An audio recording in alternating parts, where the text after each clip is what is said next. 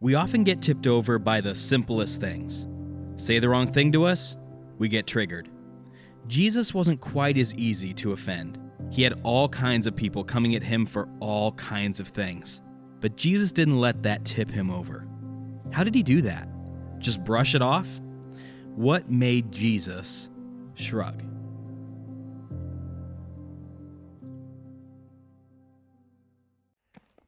Hey, we're so glad you're here. You've been welcomed like 5 times by now, but let me do it again. Welcome to Prairie Lakes Church. I'm a pastor at this church, and we're a no matter church. Don't forget this. No matter who you are, where you've been, what you've done, or even what's been done to you, God does love you, and you can look for Him here. You don't got to be perfect. You don't got to have it all figured out. You don't have to have all the right language or anything. Listen, you can look for Him here. You can go on the journey. We are really, really glad that you're here and we can do this together. So good job starting your week off this way. Okay, now we are starting, and this is the kickoff of a 6-week series entitled, What Made Jesus Blank? And we're going to fill in the blank for 6 weeks. Now here's the coolest thing I think about this. This is a group experience. We want you to get in a small group. We think it's going to be fantastic. We're taking videos and we're taking parts of it, and it's really going to be a great experience. In fact, I'm going to go out on a limb and say this could be the best 6 weeks of your whole life. Probably not, but get in the group, okay? All right, so here's kind of the premise of this series. What if Jesus walked around our world today? What would be His take on basically anything and everything? What would He be passionate about? What would He shrug about? What would He aggressively confront? Or what would move Him to compassion? And what we always have to do as the church is then ask this: would we, you and me, Iowans, would we react the same way that Jesus did? And what can we learn so that we can look a lot more like Jesus and be a lot more like Him? Because that's what a disciple is. So to start the series this weekend, here's how we're going to fill in the blank, okay? What made Jesus shrug? Okay, what made Jesus shrug? Now, in the last 2 years, okay, and this isn't a broad historical statement of all time, so let me narrow it down to the last couple of years. There was a huge opening in our society.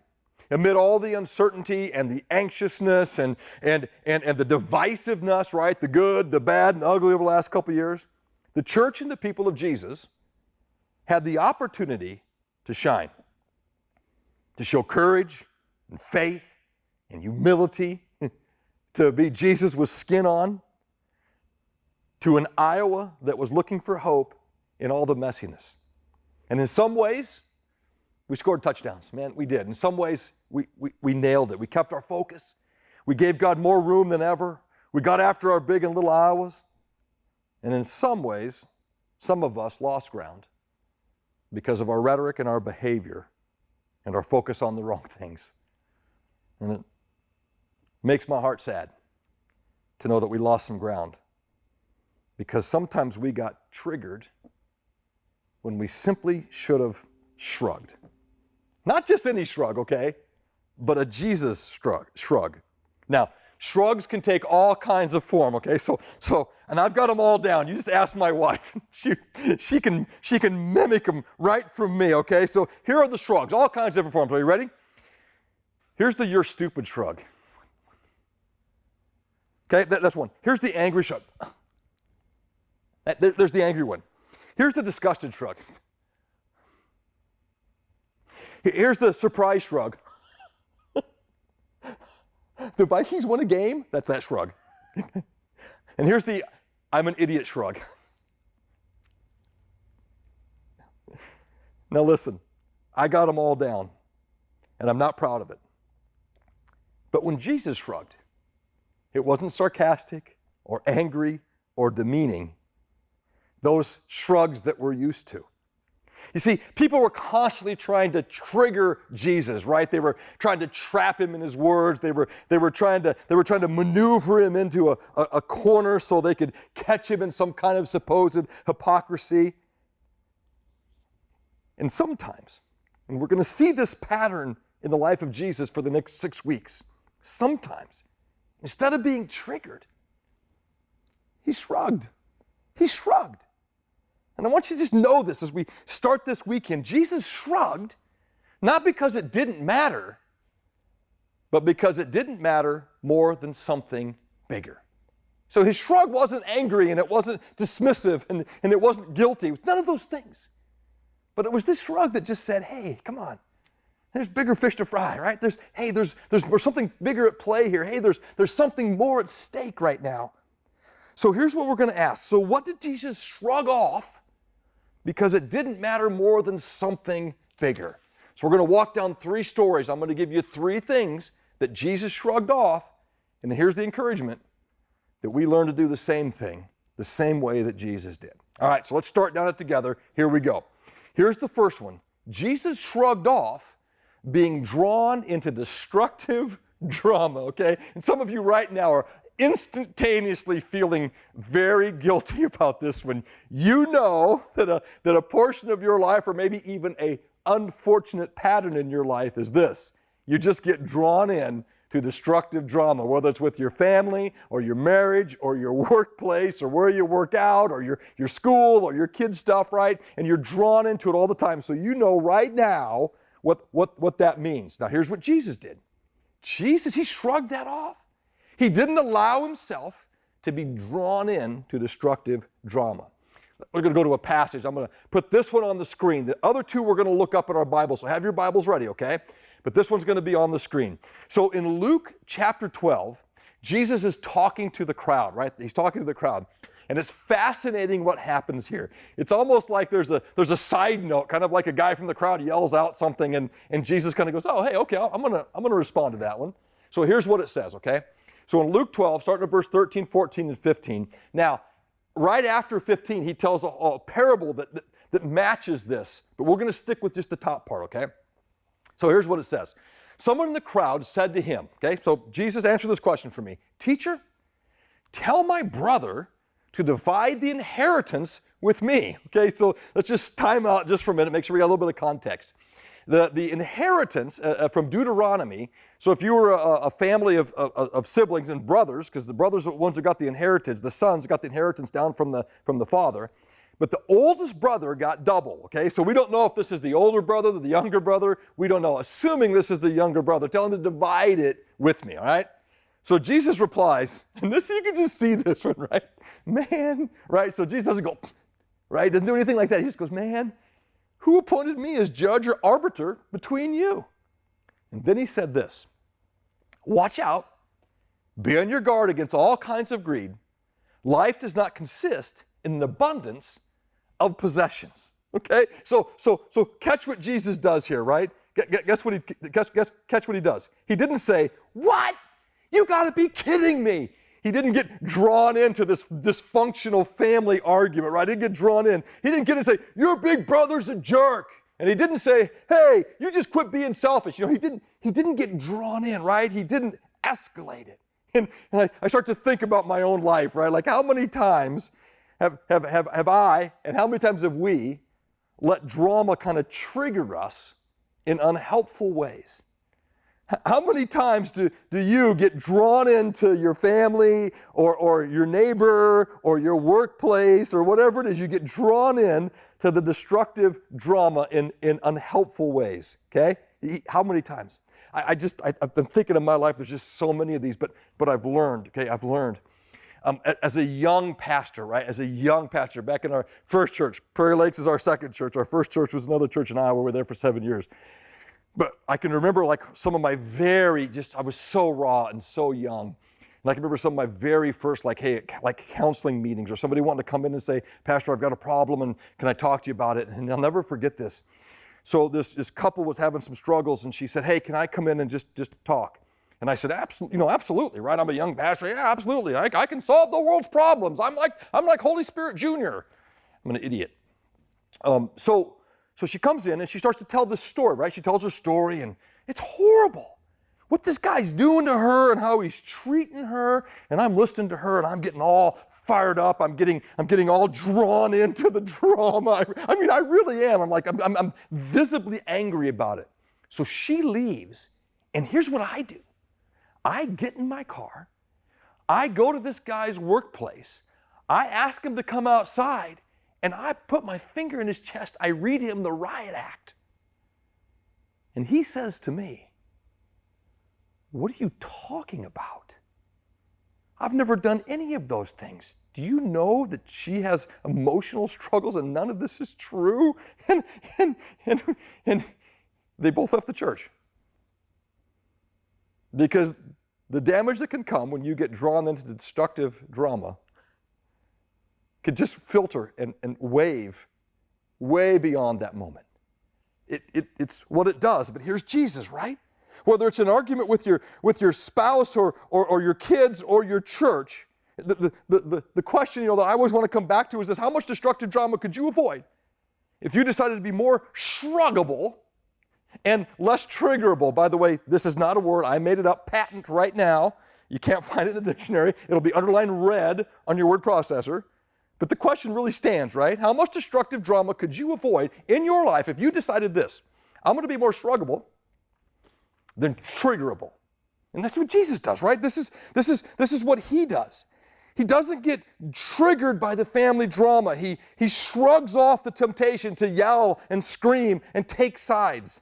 Jesus knew there was something bigger at stake with these two brothers, and he knew there was something bigger at stake in the man's question.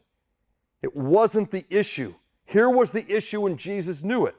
A person's heart was being suffocated by greed and selfishness. And I want you to notice this about Jesus when it comes to not getting drawn into destructive drama. I want you to notice this about Jesus. In this story, here's what he does. He speaks to the bigger issue and not the destructive drama of the moment. See, he goes right to the bigger issue, back to that text, and what he says is, be on your guard against selfish ambition and greed. And then if you go to the text and you read that, Matthew 20, if you read that this week, then he tells a whole parable about what happens when you get greedy. So he doesn't speak, he speaks to the bigger issue and not caught up in that moment of drama, right? But and also notice this about Jesus. Because Jesus doesn't get drawn into the drama. Look what happens. He can speak truth in a way that can be heard. He can speak truth in a way that can be heard. If you would have react and jump and say, "You're a jerk, or your brother's a jerk, let's go get him," like I have done, any truth that would have come out of his mouth, nobody would listen to. It's like every year on the campus of the University of Northern Iowa, there's these, I call them just fruitcake people, that they come on the campus and they stand up and they hold signs and bullhorn and they just yell at people. "You're going to hell, and you got to quit your immoral," right? And listen, underneath it all, right? Underneath it all, there's probably a truth that, hey, follow God, right? Because there's consequences to not following God, right? Heaven and hell are at stake. Yeah, all those things are all true, but nobody can hear the truth because of all the drama. So my friends, just hear me on this one, okay? We're going to be Jesus with skin on in our little and big Iowa. If we're going to be no matter followers who go out and get sent into our little Iowas, this has got to be true of us, okay? We've got to refuse to lose our witness by being drawn in to destructive drama. We've got to refuse to lose our witness. So remember now, it wasn't that the issue didn't matter. It just didn't matter more than something bigger. And in this story, the something bigger was there was a man whose heart was being suffocated by greed and selfishness. And Jesus spoke to that. And when he spoke to that and stayed out of the drama, it could be heard. All right, so Jesus shrugged off. Come on, man, you want me to jump in the middle of this one? He shrugged off being drawn into destructive drama. Let's go to a second story now, and here's what we're going to see. Jesus shrugged off being consumed by the current controversy, okay? So right now, I know some of you are spinning right now, and listen, here's what I want. Don't be looking at him or her or them, okay? Just look at you. Just look at you right now. Jesus shrugged off being consumed by the current controversy. Now, everybody grab your Bible now, because this is a little longer passage, so I want us to eyeball it together. So everybody go to Matthew 22, okay? Matthew 22. Now, when you get to Matthew 22, and it's Matthew, Mark, Luke, John, New Testament, listen, use your phone, okay, if you need to, and just type that in, and it'll come up. Or use YouVersion. It's an app we really, really like. All right, so Matthew 22, there's this story, another story of the people or the leaders trying to trigger Jesus, right? They're trying to trigger him into something, and what we get from Jesus is the Jesus shrug, okay? All right, so let's go to it together. So Matthew 22. All right, now, I'm going to read it, pause a little bit because some stuff you just need to understand inside the story. So in verse 15 of Matthew 22, it says, then the Pharisees, okay, now, remember the Pharisees were the ultra rule following and rule giving group of people. And they were also the ones who kind of looked out, made sure you weren't screwing up, made sure you weren't doing it wrong, because I'm right and you follow me, okay? So that was kind of where they were. So the Pharisees went out and they laid plans, okay? So here it is, right? They laid plans to trap him, Jesus, in his words. They sent their disciples to him along with the Herodians, which, by the way, is absolutely hilarious, okay?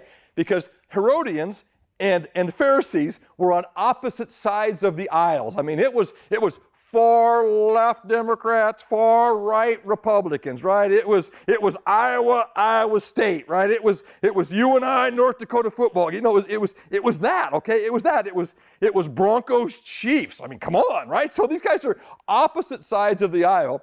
The Pharisees, right, they were the ones who kept the Jewish identity and said, we don't want the Romans here. The Herodians were the ones who supported Herod, the Roman governor who was put in place over them, right? So they really were, but they got together with the common enemy, which you see a lot, okay? So here's what they say. So it says the Herodians, they sent their disciples to him along with the Herodians.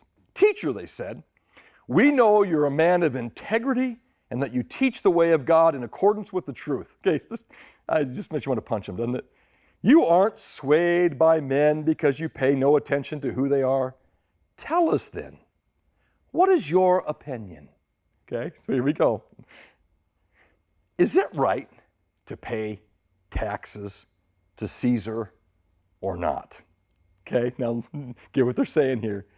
If he says no, it's not, then the Herodians are going to go and have him arrested.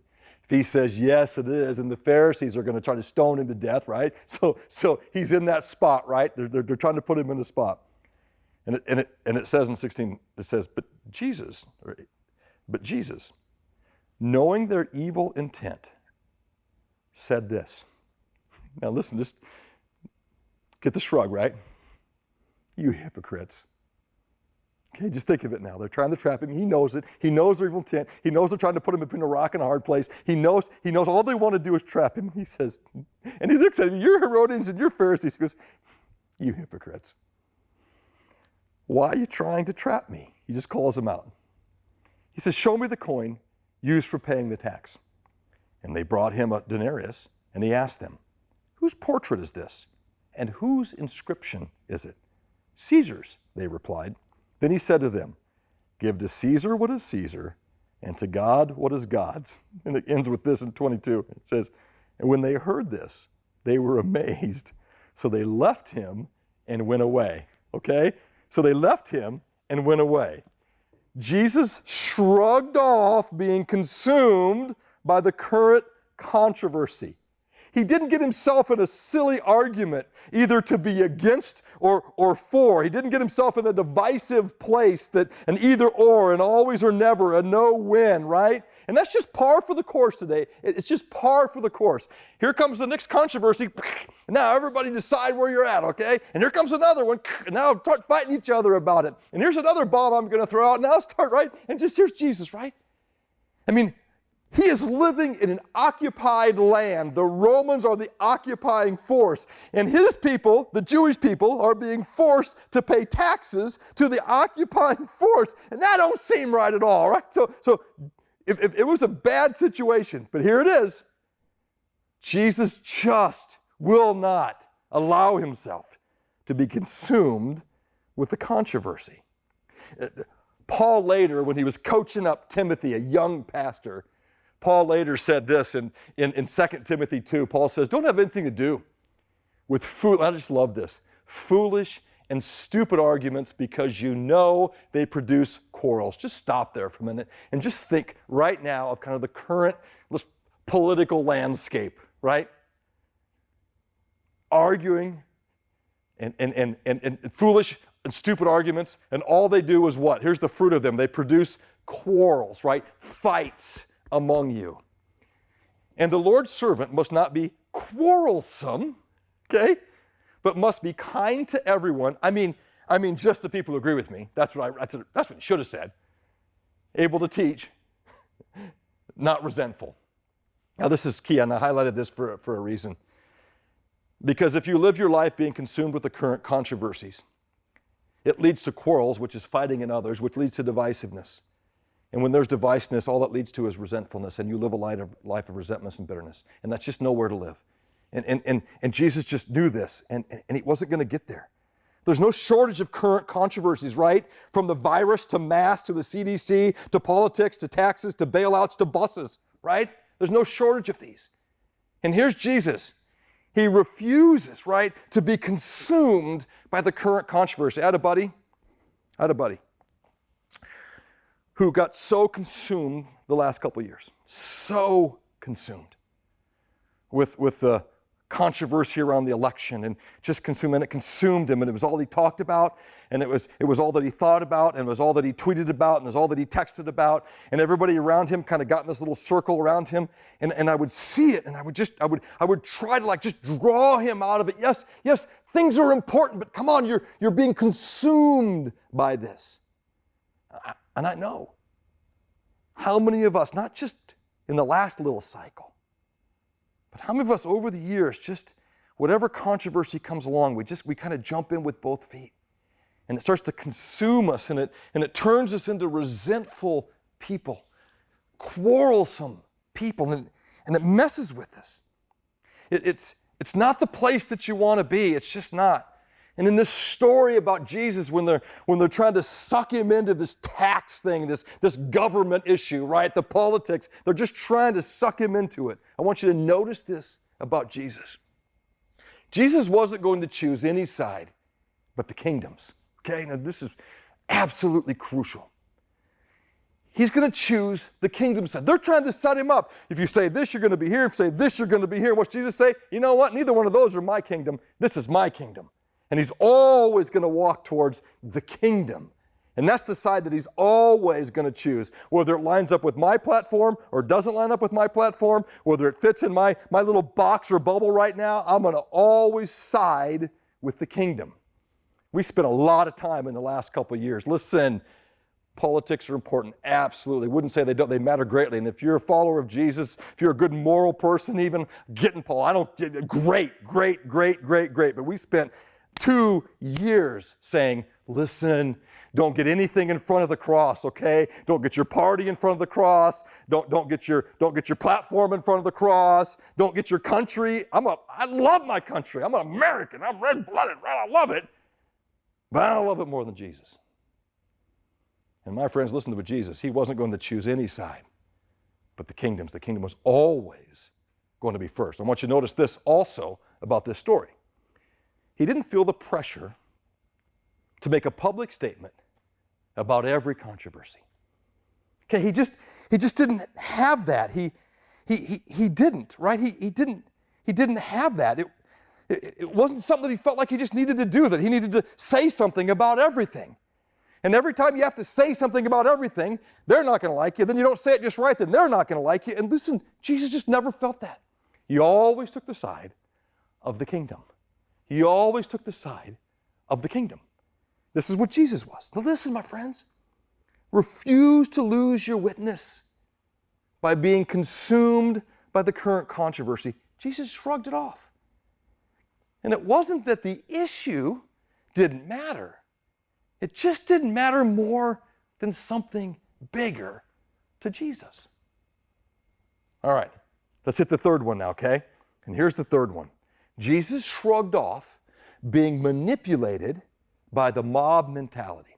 Okay, Jesus shrugged off being manipulated by the mob mentality. And we've got a beautiful picture of this in John chapter 8. So I want us all to turn to John chapter 8, okay? So it's Matthew, Mark, Luke, John, and go to John chapter 8. And this is a beautiful picture of the mob mentality. Now, when I say the phrase mob mentality, we all kind of know what I mean. I mean, we can picture a riot or a protest or something that gets out of control. Yet we can all have that picture. But there's a mob mentality that just sets in. But let's go to this text first, okay? So go to John chapter 8. And I'm just gonna read the story, okay? Read the story. It says, "But Jesus went to the Mount of Olives, and at dawn he appeared again in the temple courts where all the people gathered around him," right? So get the picture now. Temple courts were always kind of a loud and noisy and raucous place. They were selling things, and they were people coming in to worship, and that was, okay? And he was teaching, and people were gathering around him, okay? And it says this. It says, "At dawn, he appeared again in temple courts where all the people gathered around him, and he sat down to teach them." Verse 3, "The teachers of the law and the Pharisees," okay, so here's the setup. "They brought a woman caught in adultery," okay? "They made her stand before the group, and they said to Jesus, 'Teacher, this woman was caught in the act of adultery. And the law of Moses commanded us to stone such women. Now, what do you say?'" Okay, this is ugly from the start, right? And there's just all kinds of pictures that I can get in my brain of this one. But here's this group of self-righteous men, and they find this woman who's caught in the act. They say she's caught in the act of adultery, whether she was or wasn't. It's probably not even matter at this point. But they drag her, and they say, and it says this, they made her stand in front of everybody. Stand in front of everybody. Okay, now here's Jesus, okay? And we got to remember, Jesus is not going to get sucked into the drama, right? He's not going to get consumed by the current controversy. But this is one of those ones you would think, right, that he's going to go, okay? But look what happens. So it says this. It says, "Now what do you say?" And in verse 6 it says, "They were using this question as a trap in order to have a basis for accusing him. But Jesus, he bent down and started to write on the ground with his finger." Now just picture it, right? Jesus, and they bring her, and he knows what's happening. And the first thing he does is go,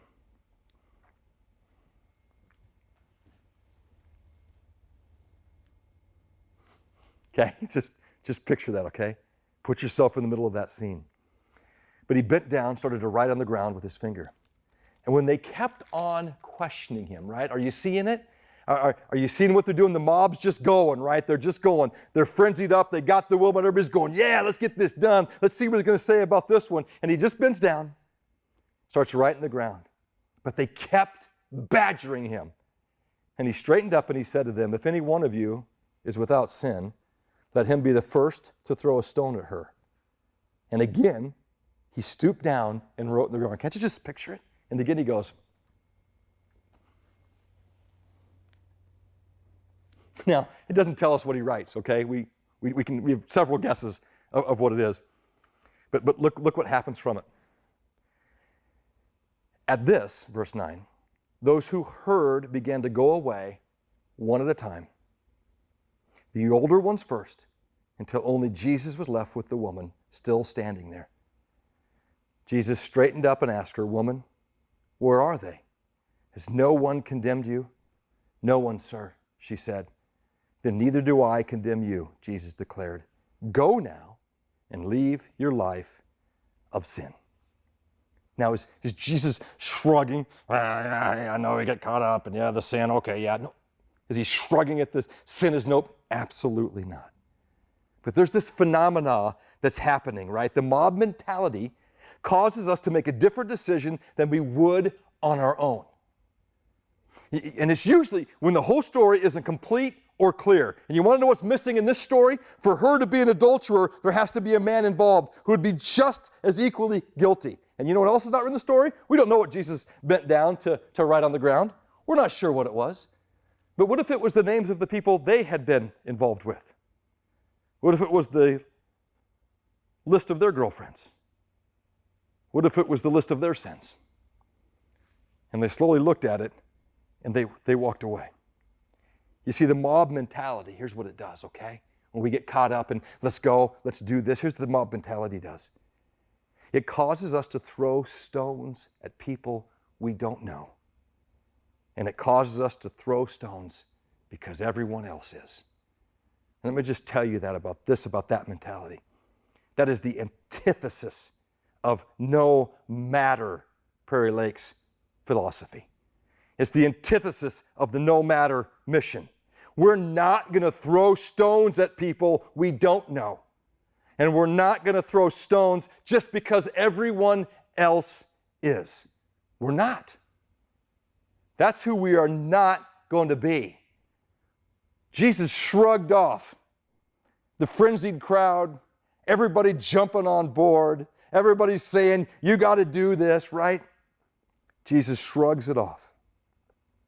Listen, I turned 59 a few weeks ago. I watched my dad grow old. And here's what I watched from my dad. My dad went from a very uptight guy who was a principal, and he never spoke, and I was about half afraid of him most of the time. But the older my dad got, the more gracious he got. Loved Jesus, not soft on sin, but just gracious and not grumpy. Here's something I've been witnessing. Guys my age, old men, some of them just grow and they get less and less and less gracious and more grumpy. They fall into the mob mentality of everything's wrong, everything's bad, every generation below mine is nuts, they're no good, and it just bleeds out. It just bleeds out of them. And listen, I'm going to speak to all the old men right now. Make it your mission just this day, just now. Just say, I'm going to grow old and more gracious and more loving and more kind. And I'm not going to listen to the mob that tells me everything's bad and everything's wrong and these young people aren't doing it right. My friends, Paul wrote a letter to a guy named Titus. And in that letter, here's what he said. Teach the older men to be temperate. That means sober-minded, worthy of respect, self-controlled, and sound in faith, in love, and endurance. I want to die like that. And if I'm going to die like that, I've got to march to the beat of the Jesus drum, the kingdom drum, and not the mentality of the mob. That's the march that we have to be on. And I want you to notice this about this story of the woman. Jesus doesn't change who he is because of the people he's around. And that's one for all of us. You melt into the people you're around. You do things you wouldn't do because the mob around you and the crowd around you is doing them. And here's the second thing I notice about this. Jesus doesn't let the outrage of the mob make him miss the woman in the middle of it. Sometimes we get so outraged that we forget there's actual real people who are in the middle of it. And the mentality of the mob makes us miss them. My friends, refuse to lose your witness by being manipulated by the mob mentality.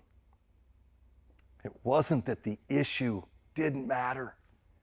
It just didn't matter more than something bigger. Jesus shrugged off most of the things that trigger us into trouble.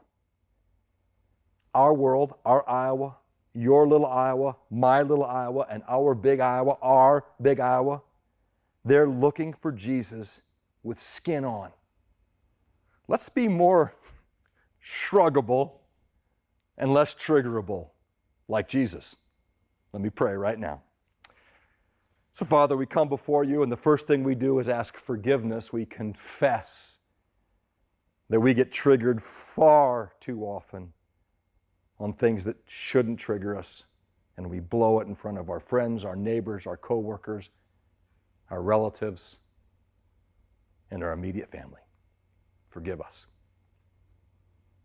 Would you help us to be more like Jesus? Would you help us to perfect the Jesus shrug and look more like him? In his name we pray. Amen.